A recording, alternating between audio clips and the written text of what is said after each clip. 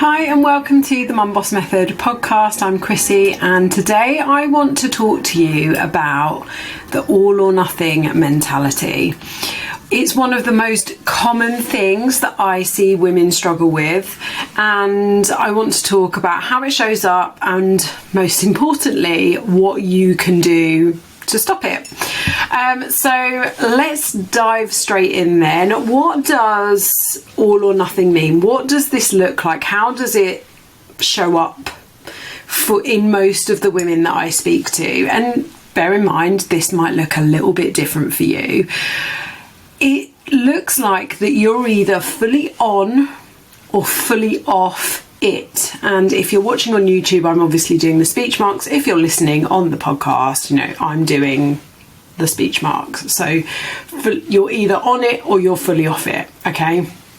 In your head, you're really, really good all of the time, or you just go completely wild. And then you are really, really, really bad. And that's your terminology, not mine, because as you all know, I don't believe there is good food, good actions, bad actions, unless you're eating or drinking something that is really poisonous to you or you're hurting another person. So, sip of my tea, hold on. That's what you're telling yourself. It's not what I'm telling you, because I don't believe you're good or bad. It could also look like that on a daily basis, you track your calories or you eat your planned food for the day and everything's fine. And then you decide you want a little treat. So maybe you go for a couple of squares of chocolate. And then maybe you go back and you get some more. And whilst you're there, you spot the cherry bakewells. And you have one of them, and then there's one biscuit left in the packet, so you may as well finish that off.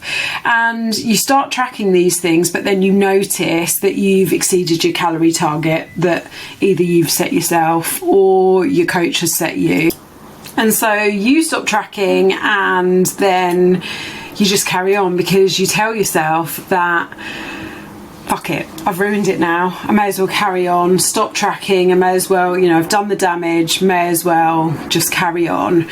And maybe you do this 2, 3, 4 times a week, maybe even more. At the weekend, what this might look like is that you go out for dinner with some friends, maybe on a Friday night. You have a couple of glasses of wine that you hadn't planned to, or you have, you'd planned to have one and you end up having 2 or 3 or more. And so then you order the dessert because you're 3 glasses down, and you just assume that, the evening's taken over. It is what it is. Never mind, you've ruined it. And you get up the next day, you feel guilty, and you just think to yourself, well, this week has been a complete write-off because of Friday night. And so you drop your healthy habits, you don't go for your walk or your workout, you spend the rest of the weekend eating crap, and you promise yourself that you'll start again on Monday. And the problem is that this pattern repeats and repeats and repeats, and what I want to do is help you to stop it.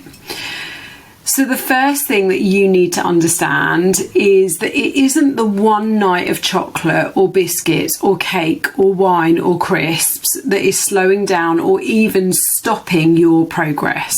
It's actually your reaction to that one night or one afternoon or one incident or isolated occasion. The reality is that one evening could eat up your calorie target, or it could exceed your calorie target. It could take you to maintenance. It could take you really far over. But in the big picture of your week, certainly if you're working with me, you're in about a 3,500 calorie deficit. Even one day where you've gone over your calories by 1,000 calories, you are still in a calorie deficit for that week.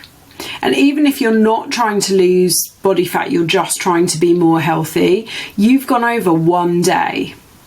And that one isolated incident won't ruin your progress. The problem is that you tell yourself it has ruined your progress. You tell yourself that you've fallen off the wagon, that you've not been perfect, that you've not been good, that you've been bad, and that you may as well carry on. So that's what you do. And most often you've told yourself, well, I can't stick to anything. I can't be good. I can only be good for two-thirds of the day, and I never make progress, and I always fall off of it when I get to the evening, and I can't stop myself when I'm faced with crisps or chocolate or a glass of wine. And so, I can't control myself. I've got no willpower, and I always hit the button. Guess what? If you tell yourself that that's what you do, that's what you will do. Henry Ford, I repeat this quote all the time. If you tell yourself you're right or you tell yourself you're wrong, I've said that wrong. If you tell yourself you can or you tell yourself you can't, you're right. See, I don't edit this podcast. I'm not going to cut that out. So if you tell yourself you're wrong, you will try to prove yourself wrong. If you tell yourself you're right, you will try to prove yourself right. Because our brain doesn't like being wrong. So guess what? That pattern repeats, and you prove yourself right, and it goes on and it goes on and it goes on. If you could just stop at the one isolated incident rather than letting it go on for days and days and days, you would make progress. Now, I've worked with hundreds of women through the years, and at the moment I've got almost 50 clients. So I know that this behaviour is really common, and I know as well that you can get yourself out of it. But you need to be willing to put the steps in order to change the behaviour. You need to be willing to accept that something has to change. And you need to be willing to accept that you're going to need to parent yourself, and you're going to need to slow down and make some decisions. You also need to accept that you can't be perfect. There is no such thing. So take my client Katie, who's working with me one-to-one at the moment. She started working with me a year ago, and this was her exact pattern. So for a good few days she would be perfect and good and in those speech marks, and then she'd maybe treat herself to a little bit of chocolate for being good and tell herself that she deserved it. And then because she'd had the chocolate, she would think that she's ruined her perfect streak. So then she'd hit the big fuck it button, she'd stop tracking, she'd go all out and carry on for a few days before promising herself that she'd start again on Monday. Does that sound familiar?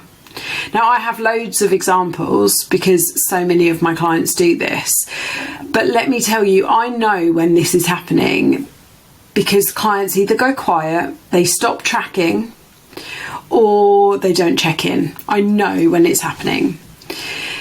So I want to now move on to helping you to fix this. So I've got some steps to take you through. Okay, so the first thing I've said is you need to accept that this, that you don't need, it's not even that there is no perfect, you don't need to try to be perfect. I've got lots of clients that make amazing progress and they are not perfect. Okay, you also need to accept that eating without including chocolate or biscuits or crisps or any of the other things that you like is not sustainable. It's not realistic. It's not fun. It's not enjoyable. I want you to enjoy a bit of chocolate. I want you to enjoy a glass of wine if that's your thing.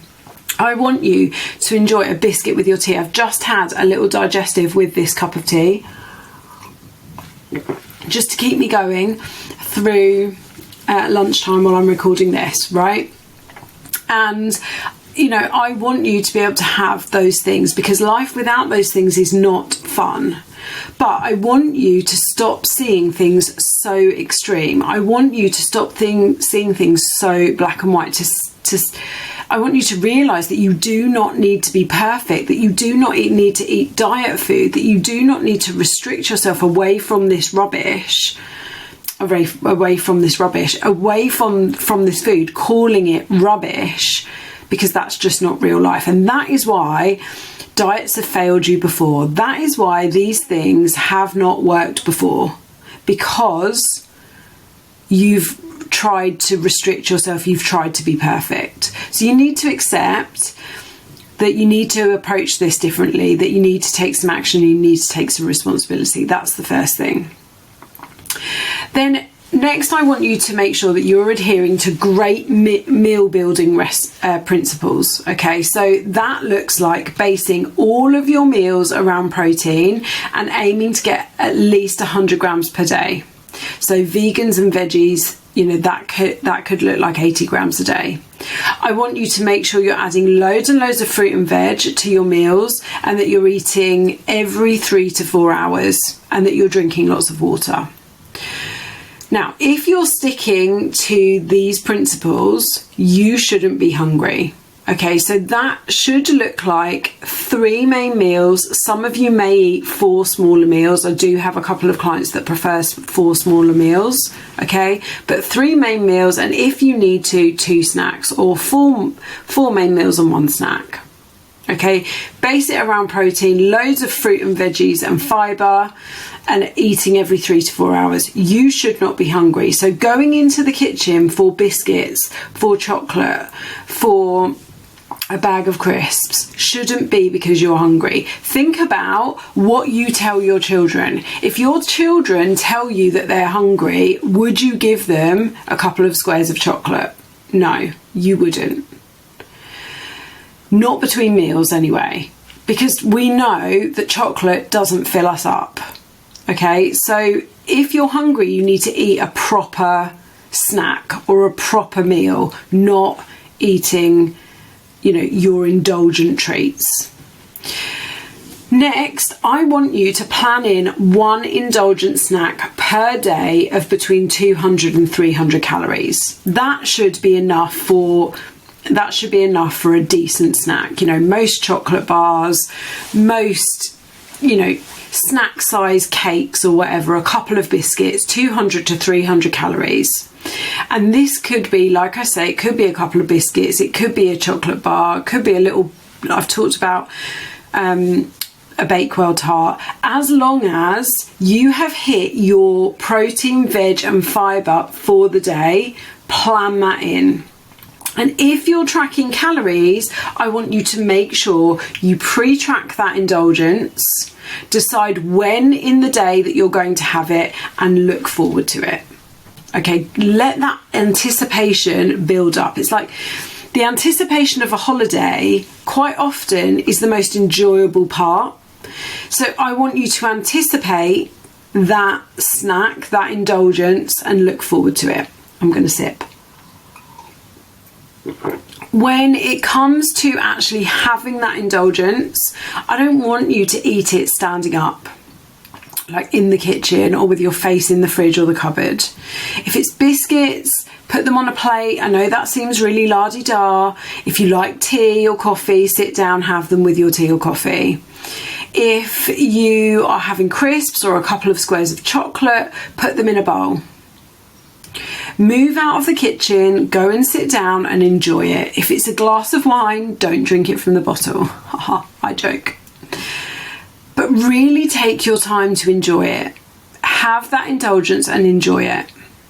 Because by portioning it out and sitting and eating it mindfully, you're allowing yourself to actually enjoy that item, whatever it is, whether it's a drink or food.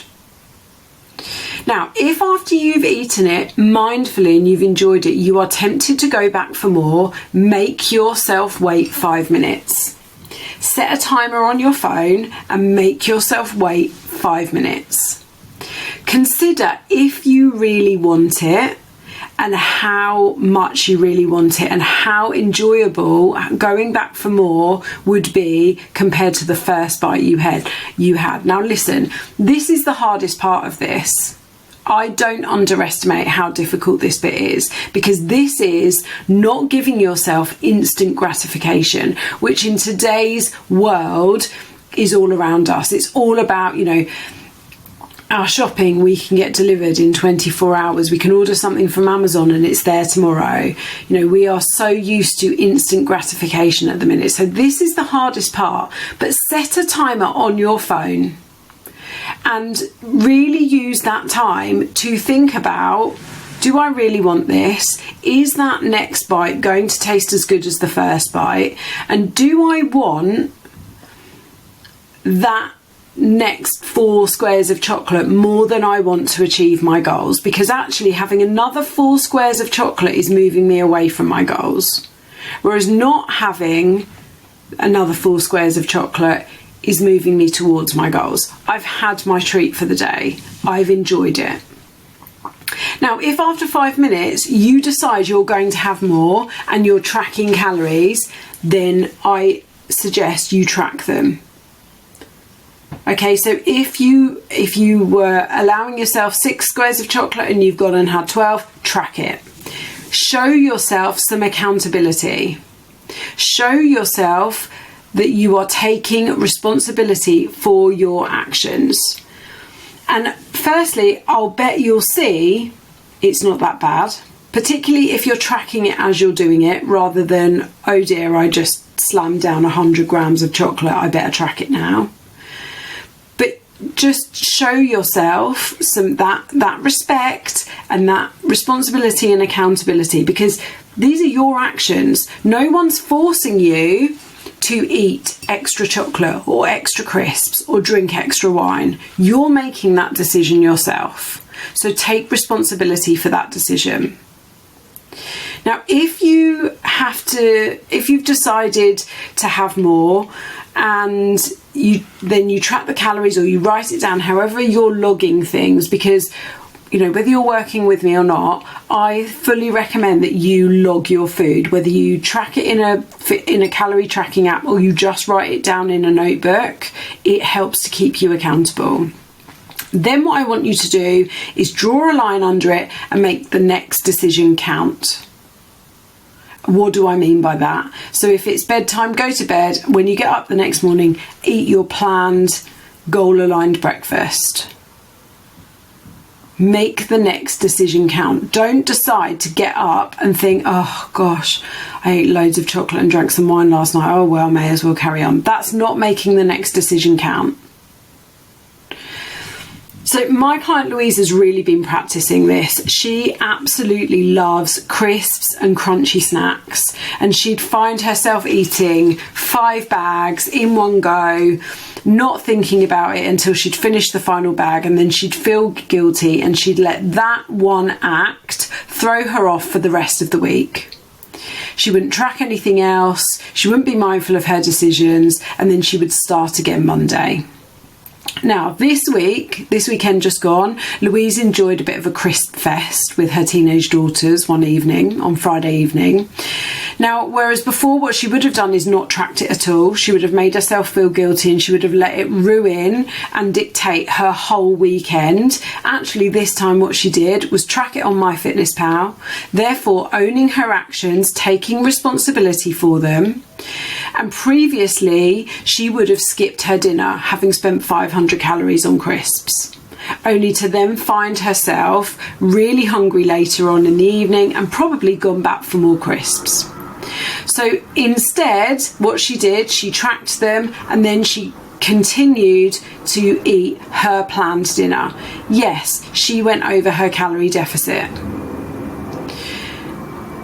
But whereas before, her 2 actions would have compounded the actions that she took for the rest of her weekend. Instead, she drew a line under it. She carried on with her planned dinner. Yes, she was over her calories, but probably took herself up to maintenance for that day. Okay, so what? She ate the planned dinner on Friday night and she carried on as normal from Saturday. And then what she did, so she made the next decision count. She carried on with her planned breakfast.